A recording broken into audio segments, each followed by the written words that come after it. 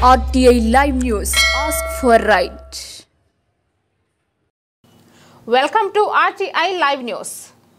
కాగజ్ నగర్ మండల్ చింతగూడ కోయవాగు గ్రామాలలో మద్యపాన నిషేధం చేయాలని మహిళలు గ్రామ ప్రజలు గ్రామ పెద్దలు అందరూ కలిసి బెల్ట్ షాపులు నిర్వహిస్తున్న వారి షాపులలో వెళ్లి మద్యం బాటిళ్లు గుడుంబ దేశీ దారు స్వాధీనం చేసుకుని స్థానిక అంబేద్కర్ చౌరస్తాలో వాటిని ధ్వంసం చేయడం జరిగింది.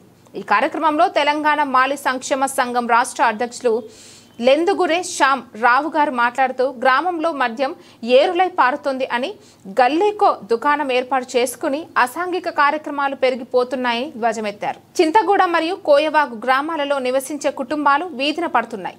మద్యపానానికి బానిసైన భర్తలు భార్యలను పిల్లలను లెక్క చేయకుండా పనులకు పోకుండా ఇంట్లో ఏముంటే అది అమ్మి అయినా సరే మద్యం తాగాలి అనే బానిసలుగా తయారయ్యారు. ఇలాంటి తరుణంలో చింతగూడ కోయవాగు గ్రామాలలో మద్యం అమ్మకుండా కట్టడి చేయాల్సిన అవసరం ఎంతైనా ఉందని మాలి సంఘం రాష్ట్ర అధ్యక్షులు అన్నారు. మద్యం గ్రామంలో అమ్మినట్లయితే వారి మీద ఎటువంటి చర్యకైనా వెనకాడబోమని గ్రామంలోని మహిళలు ఏకతాటిగా ధ్వజమెత్తారు.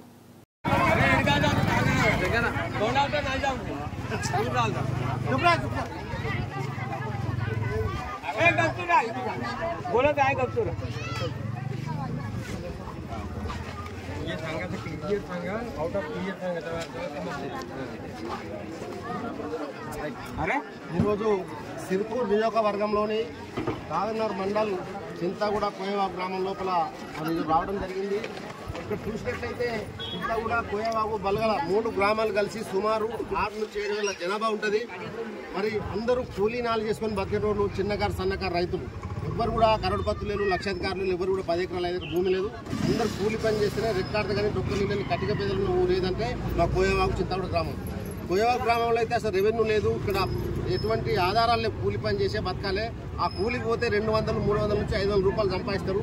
సంపాదించిన దాంట్లో నుంచి మరి ఇంటికి వచ్చే లోపలనే ఆ కుటుంబ తాగడం కుటుంబ అంటే 40 దాదాపు సుమారు 50 నుండి 60 కుటుంబ సెంటర్లు ఇక్కడ ఓపెన్ అయినాయి. ప్రతి కిరాణా దుకాణం కూడా కుటుంబం అమ్ముతారు కాబట్టి మరి అందరూ ఆ కుటుంబ చీపులు వస్తుంది కాబట్టి వాళ్ళ సంపాదించిన డబ్బు నుండి మొత్తం ఈ కుటుంబ సెంటర్లకు బెల్ట్ షాపులకే మొత్తం ఇచ్చేస్తాను. మళ్ళీ వాళ్ళకు దగ్గర ఉండదు కాబట్టి ఉద్ధరిస్తాను. వారం రాగానే బట్టపడవడానికి పైసలను తీసుకుంటాను. మరి దీంతో చాలా మంది మరి దాదాపు సుమారు 30-40 మంది కుటుంబ దాగి అనారోగ్యం పాలై చనిపోవడం కూడా జరిగింది.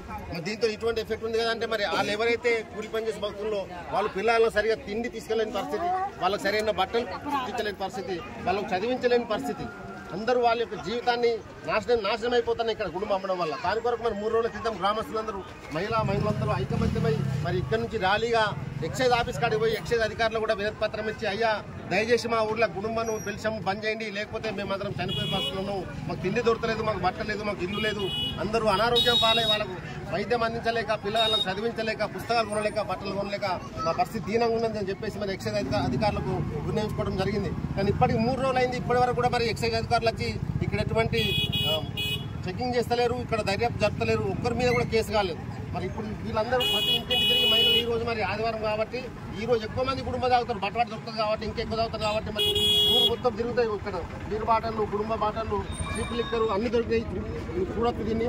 మరి ఈ విధంగా ఈ గ్రామంలో జరుగుతుంది కాబట్టి మహిళలందరూ ఐకమత్యం ఈ రోజు వాళ్ళ జీవితాలను వాళ్ళ సంసారాలను కాపాడుకోవడానికి మరి ర్యాలీ చేసి అధికారులకు వినతిపత్రం ఇచ్చిన అధికారులు పట్టించుకోలేరు కాబట్టి మహిళలను స్వయంగా ఇంటికి వెళ్ళి మరి పట్టుకొని తీసుకురావడం జరిగింది అంబేద్కర్ చౌరస్తా కాడికి.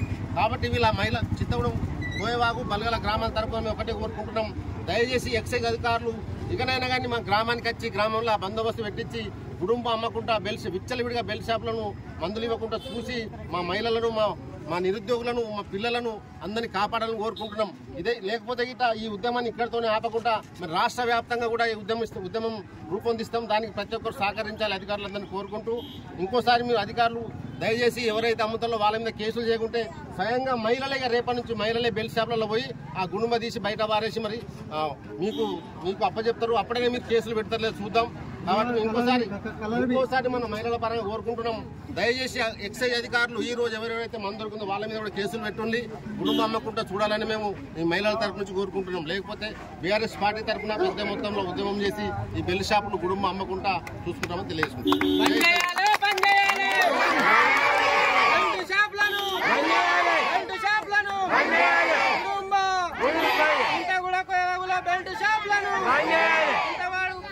చింతగూడ కోయవాగులో గ్రామ ప్రజల